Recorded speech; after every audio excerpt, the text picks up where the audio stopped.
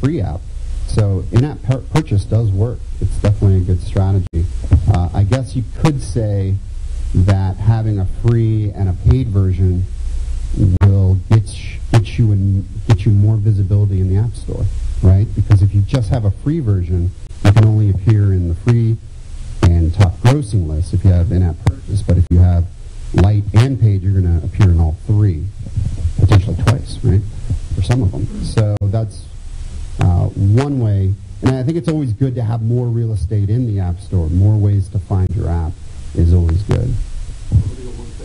Okay. Some people have been having a free version of the in-app purchase as well as a paid version. The problem with that is trying to track the numbers of, someone buys a paid version versus how many people do the free version and upgrade. Right. Yeah, and the thing that kind of would be the reason not to do that, I guess, in that case is, if you have a popular application, why would you want to split between two apps? So, that can come back and bite you if one of your apps is really popular, but you're getting downloads for both versions.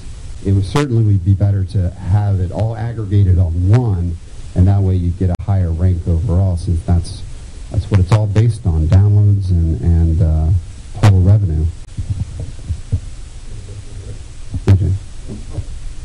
I'm going to stand up. Kind of a few questions all wrapped up into one. I'm more asking just for sort of a general description, discussion. So you're more from what I know about you, you're more the quintessential stereotypical app developer. You didn't come into this with, I'm going to form a company to do X and get a lot of funding to do everything. You've done a bunch of really cool apps for yourself. So my question for you is, what percentage of your time do you find now actually working on your ancillary activities, if in fact you with yourself, like the web, creating websites, marketing, all that junk? What percentage of your time do you find yourself doing that? Do you now hire people to do the development for you? And how many hours would you estimate you spend a week on all this? Just sort of answer that as you please. Yes. Well, this last year I kind of took a lot of time off to write the book and to try other things. I'm a little burned out of development, to be honest. I still enjoy it very much, but most of my time is spent doing what I call more company type stuff and going out on events like this and just trying to do more marketing towards the apps that I have that are still successful. I do have an employee at my company, and so he's usually tasked with maintaining and continuing to add features to the apps that are popular. That's kind of the phase I'm in now. I have a handful, a very small percentage of all of my apps are really successful. So that's I guess the advice I would give you is focus on the ones that are currently working, the ones that are giving you good reviews, and kind of forget about the rest. And I think that's the approach I've been, and that's why I have 30, 40 apps, in all the different stores, because not all, even though I think all my ideas are great, that doesn't always translate to successful apps, and I'm sure everyone knows that here. So I focus on the ones that are doing well, but my real passion is creating new games. So, this year I'm hoping to launch a couple titles, and I really want to just hit it with a ton of polish and see if I can't, make a go of something that's really, really great that makes those devices, look great. I don't know if that answers your question. Yeah, kind of does. Okay. I have a question. So, I'm friends with Todd, so I see how hard he works. I think he doesn't really give himself much credit. Every time I go over there, he's working on something. So, I will say that if you're just even like a fan of just these apps overall, that you're in a global marketplace, in such a viral marketplace that, and I think Todd does a great job at this, when people tweet him or write a review about his app, whether it's like an addition to, whether it's white noise, a car counter, or even a suggestion. How much time do you spend on, I assume it's tough to actually please everybody. But do you actually look at every review that comes in and you try to really evolve these applications into what everybody would like? Yeah, I mean, I like to take a Steve Jobs approach to that, where you can kind of look at a review or feedback and just say, no, that's the stupidest thing I've ever heard of. No way in hell. And then some you're just like, you know what, that's great. I should add that. And so I tend to kind of pick and choose, because I've been burned by, adding a feature that someone wanted, and then you get thousands of people go, what the hell is this crap? Like when you suggested that Twitter to the white noise. Anyway, sometimes it can burn a little bit. So I try to have, I try to weed out the good ones from the bad, and I think. I got you beat on that account. Someone called me a douche.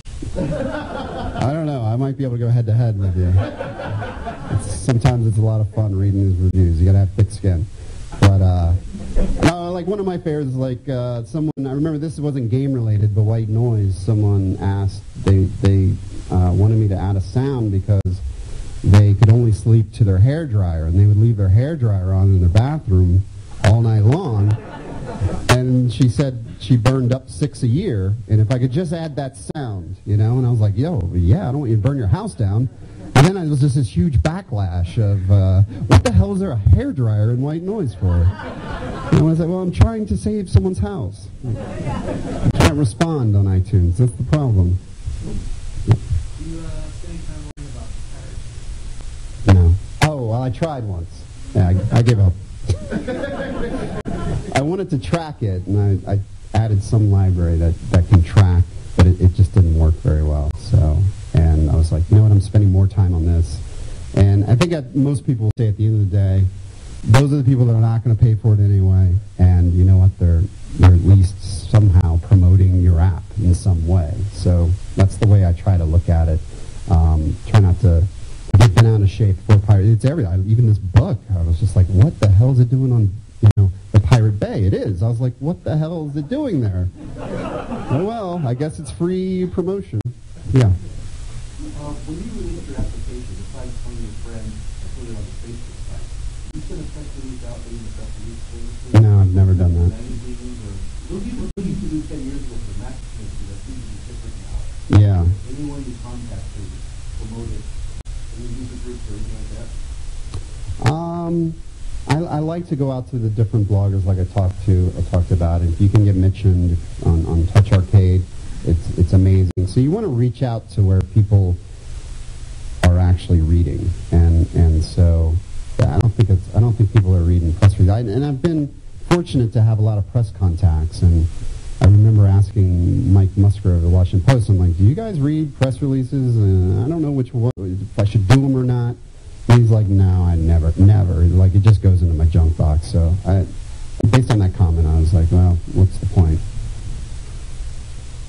But I've been told one of the developers who wrote one of my favorite games of all time, Geodefense, I had dinner with him, and he does it he believes in it 100%. So it really depends who you ask. Yeah. How do you decide when your app is ready to be submitted to the App Store, or do you just, this is for the perfectionist in you, or do you just realize, you know what, I think we should go ahead and put it out there and then wait for it to. Right. That's a great question, because that's really tough. I think I've seen developers who were such a perfectionist they never got anything out the door, and I think that's a bad thing. So you need to get it out the door, set a timeline. Hopefully, it won't take more than 6 months. I try not to spend more than 3 or 4 months per app. So if it's taking longer than that, you might want to look at your roadmap and see what you can do about it. But like most people, I'll release an app when I think it's ready, when I think it has enough polish. And you really do want version 1.0 to be great. You want it to really look great, sound great, be great. You're going for that iTunes feature. And the last thing you want is the reviewer to write back, hey, it crashed my phone, it didn't work.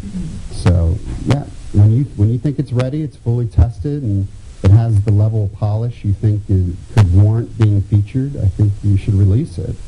But I've seen developers that just never release. I just got to tweak this one more thing. No, and I kind of subscribe to the 90% rule where if it's 90% done, it's probably ready. I'll do the 10% later. Yeah, Rick. Do you use outside testers for data testing, or is it something like test? I have not. No, have not. Yeah. So I don't know if you agree, but I think there's a lot of variety in your app. So I just want to get your thought process when you began to conceive of these different apps, let's say white noise. So how did you decide that this is something that I want to work on? Yeah, there's no strategy on my end. I'm just crazy. I like doing a lot of. I get bored easily, and I just want to try a lot of different things. So yeah, you're right. I mean, one of my first apps was a game that you pop bubbles. The next one was white noise. The next one was card counter. I really like blackjack card counting, and I wanted to teach myself that. So that was the idea from there. And then the next one was audio music visualizer. So I'm just all over the place with my ideas. I don't, I like to just try a lot of different things. But do you think about what the market should be, or it's just something that you?